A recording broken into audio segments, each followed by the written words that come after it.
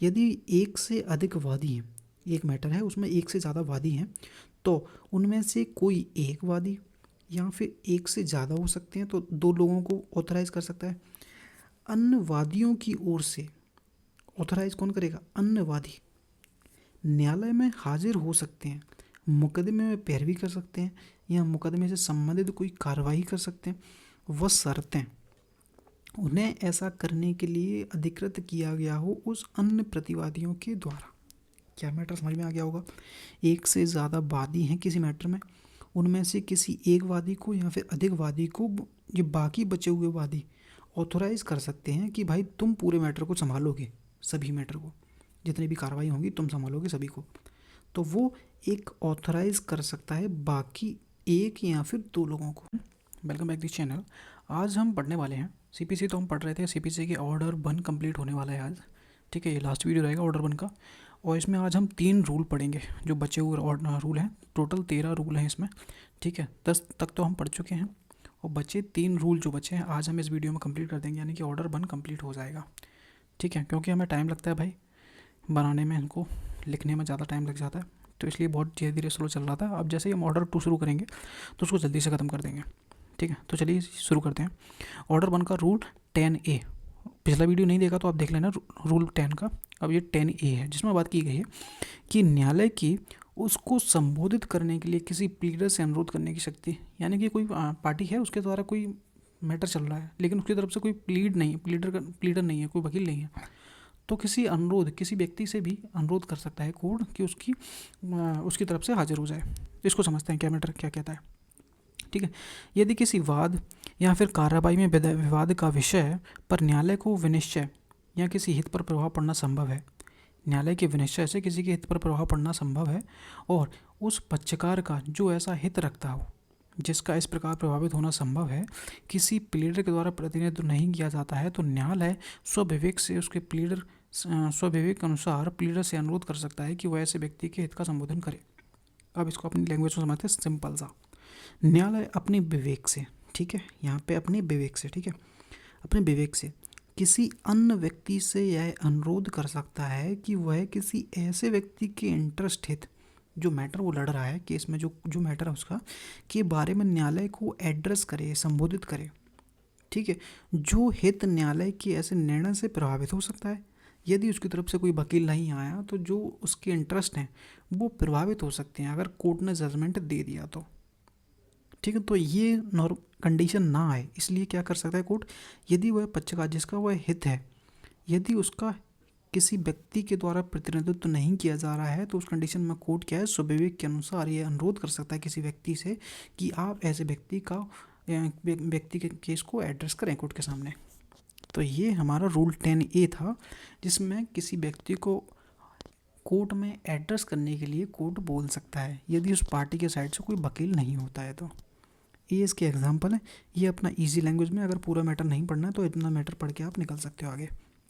Example देखते हैं कि मान लीजिए एक पक्ष जो मुकदमे में शामिल है किसी कारणवश से अदालत में अपने वकील द्वारा प्रतिनिधित्व नहीं कर रहा है। अगर न्यायालय को लगता है कि उसके फैसले से उस पक्ष के हित प्रभावित हो सकती हैं, यानी कि न्यायालय के निर्णय से उसके व्यक्ति के हित प्रभावित हो सकते हैं, तो न्यायालय एक अन्य वकील से अनुरोध कर सकता है कि वह उस पक्ष के हित के बारे में अदालत को जानकारी दे ताकि किसी भी संभावित अन्यथा से बचा जा सके।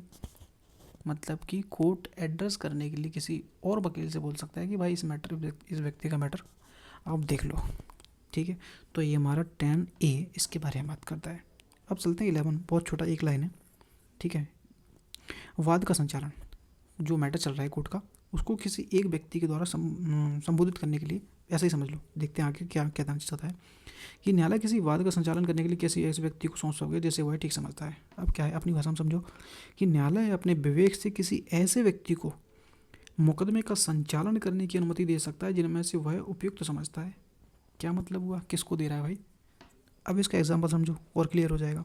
यदि किसी मामले में कई पक्ष जुड़े हैं, ठीक है, कई पक्ष जुड़े हैं, तो न्यायालय यह निर्णय कर सकता है कि उनमें से कोई मुकदमे का संचालन करेगा।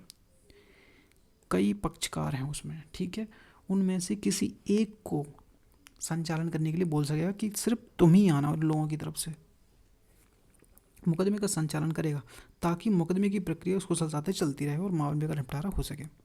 आया समझ में मैटर क्या था इसमें? न्यायालय अपने विवेक से किसी ऐसे व्यक्ति को मुकदमे का संचालन करने के लिए अनुमति दे सकता है जिसे वह ठीक समझता हो। ठीक, एग्जाम्पल द्वारा समझो, नहीं समझ में आया हो तो, यदि किसी मामले में कई पक्ष जुड़े हुए हैं तो न्यायालय यह निर्णय कर सकता है कि उनमें से कोई मुकदमे का संचालन करेगा। कौन मुकदमे का संचालन करेगा? ठीक है, ताकि मुकदमे की प्रक्रिया को कुशलता से चला जा सके और मामले का निपटारा हो सके। सिंपल सा था, कुछ है नहीं इसमें। आगे देखते हैं रूल 12। इसमें क्या क्या बात कर रहा है? कई वादी हैं और कई प्रतिवादी हैं, उनमें से एक का अन्यों के लिए हाजिर होना। कई वादी हो गए, कई प्रतिवादी हो गए, उनमें से कोई एक हाजिर होना चाहता है, तो इसके बारे में पूरा ऑर्डर रूल है। इसको हम ना देखते हो, इसको आप देखना, टाइम ज़्यादा ना लगते हुए हम इसलिए अपनी लैंग्वेज पर समझते हैं, आप मिला लेना। ठीक है, वादी और प्रतिवादी का प्रतिनिधित्व करने के लिए। ठीक है, वादी का और प्रतिवादी का प्रतिनिधित्व, यानी कि उनकी तरफ से कोई पेश हो रहा है। अब वो कौन होगा? यदि एक से अधिक वादी हैं, एक मैटर है उसमें एक से ज़्यादा वादी हैं, तो उनमें से कोई एक वादी या फिर एक से ज़्यादा हो सकते हैं, तो दो लोगों को ऑथराइज कर सकता है। अन्य वादियों की ओर से ऑथराइज कौन करेगा? अन्य वादी न्यायालय में हाजिर हो सकते हैं, मुकदमे में पैरवी कर सकते हैं या मुकदमे से संबंधित कोई कार्रवाई कर सकते हैं, वह शर्तें उन्हें ऐसा करने के लिए अधिकृत किया गया हो उस अन्य प्रतिवादियों के द्वारा। क्या मैटर समझ में आ गया होगा? एक से ज़्यादा वादी हैं किसी मैटर में, उनमें से किसी एक वादी को या फिर अधिक वादी को ये बाकी बचे हुए वादी ऑथोराइज कर सकते हैं कि भाई तुम पूरे मैटर को संभालोगे, सभी मैटर को, जितनी भी कार्रवाई होंगी तुम संभालोगे सभी को। तो वो एक ऑथराइज कर सकता है बाकी एक या फिर दो लोगों को, दो से ज़्यादा भी हो सकते हैं क्योंकि अधिक लिखा है। ठीक है, तो ये कंप्लीट होता है। इसमें 2 पॉइंट दिए। ठीक है, दूसरा क्या है? इसी प्रकार से यदि एक से अधिक प्रतिवादी हैं, यहाँ पे प्लेंटिफ की बात हुई थी, यहाँ पर डिफेंडेंट की बात हो रही है कि एक से ज़्यादा डिफेंडेंट है, तो उनमें से एक डिफेंडेंट को या फिर एक से ज़्यादा डिफेंडेंट को अन्य प्रतिवादियों की ओर से बाकी बचे हुए जो डिफेंडेंट है वो क्या है? ऑथोराइज कर सकते हैं न्यायालय में हाजिर होने के लिए, मुकदमे की पैरवी करने के लिए और कोई अनबची हुई कार्रवाई करने के लिए। वह शर्तें उन्हें ऐसा करने के लिए प्राधिकृत किया गया हो उन बचे हुए प्रतिवादियों के द्वारा। ठीक है, सिंपल सा था। यहाँ पे डिफेंडेंट की साइड से और यहाँ पे प्लेंटिफ, एक से ज़्यादा प्लेंटिफ हैं तो उनमें से किसी एक के द्वारा एक को या फिर एक से ज़्यादा लोगों को एक ऑथराइज परमिशन मिलेगी। सेकंड मैंने परमिशन की बात कर रहा है, क्या बात कर रहा है कि यह अनुमति लिखित रूप में होनी चाहिए। जो बाकी बचे हुए प्लेंटिफ, जो क्या प्लेंटिफ वाला, ये प्लेंटिफ बाकी बचे हुए एक या दो लोगों को ऑथराइज करा है कि तुम लड़ना, तो जो अथॉरिटी दी जा रही है वो लिखित में होनी चाहिए, जिस पर उस पक्ष का हस्ताक्षर होना चाहिए जो उन्हें ऑथराइज कर रहा है, और यह लिखित अनुमति न्यायालय में दाखिल की जानी चाहिए। यही आप पढ़ोगे तो यही मैटर इनमें लिखा है, पर यहाँ पे मैंने सिंपल समझा दिया है क्योंकि ये लोग कुछ अजीब तरीके से लिखते हैं, भाई पल्ले नहीं पड़ेगा पहली बार में, इसलिए अपन टाइम बचाने के लिए मैं अपना मैटर पढ़ूंगा, आप इसको अपने बैरक से कंप्लीट कर लेना। ठीक है, अब इसका एग्जांपल भी समझ लेते हैं कि अगर 5 लोग एक ही विवाद के वादी हैं, यहाँ पे क्या है 5 लोग हैं और एक ही सूट में वादी हैं, तो वे आपस में यह तय कर सकते हैं कि उनमें से कोई एक व्यक्ति बाकी 4 लोगों की ओर से मुकदमे को पेश होकर कार्रवाई करेगा और उनके लिए एक या लिखित अनुमति, बाकी बचे हुए हैं जो लिखित अनुमति पत्र बनाकर अदालत में द्वारा पेश करेंगे उस एक के लिए कि ये हमारा मैटर लड़ेगा पूरा। तो यहाँ पर सीधी सीधी वही बात की गई है कि कोई वादी है का मैटर है, तो वादी के साइड से अगर 4-5 लोग हैं तो उनमें से एक व्यक्ति को ऑथराइज कर दो, बाकी बचे हुए तो वो मैटर लड़ता रहेगा। और अगर डिफेंडेंट का मैटर है तो उसमें से बाकी डिफेंडेंट उनको ऑथराइज करते हैं किसी एक व्यक्ति को, या फिर एक नहीं है तो 2 को कर दें कि तुम लोग आपस में निपटा लेना, मैं ऑथराइज कर रहा हूँ पूरे मैटर के लिए। तो ये था रूल 12। ठीक है, यहाँ पे कोई क्वेश्चन आपको उठना नहीं चाहिए, वैसे तो बहुत ज़्यादा सिंपल है, इसको समझोगे तो थोड़ा पहली बार में कठिन लग सकता है, लेकिन ये वाली अपनी ईजी लैंग्वेज आप लोग जब भी मैं बोलना चाहता हूँ कि जब भी आप रिवीजन करोगे ना तो 1.5x में इसको रिवीजन करना, जल्दी रिवीजन हो जाएंगे। ठीक है, क्योंकि स्लो पढ़ते हैं अपन, और बाकी चलते हैं लास्ट अपना रूल, ठीक है। तो ये हमारा ऑर्डर 1 का लास्ट रूल है जिसमें बात की गई है कि नॉन जॉइंडर और मिस जॉइंडर के बारे में। यानी कि इसको तो आप खुद ही मिला लेना अपने डायरेक्ट से, अपन अपना लैंग्वेज समझते हैं कि असंयोजन नॉन जॉइंडर और मिस जॉइंडर के आधार पर कोई भी ऑब्जेक्शन उठाए जा रहे हैं, आपत्तियाँ उठाई जा रही हैं, तो वो किस प्रकार से काम करेंगे समझते हैं। नॉन जॉइंडर या फिर मिस जॉइंडर से संबंधित सभी आपत्तियां हैं, सभी ऑब्जेक्शन शीघ्रतम अवसर पर किए जाएंगे। मतलब है कि स्टार्टिंग में ही कर देना भाई।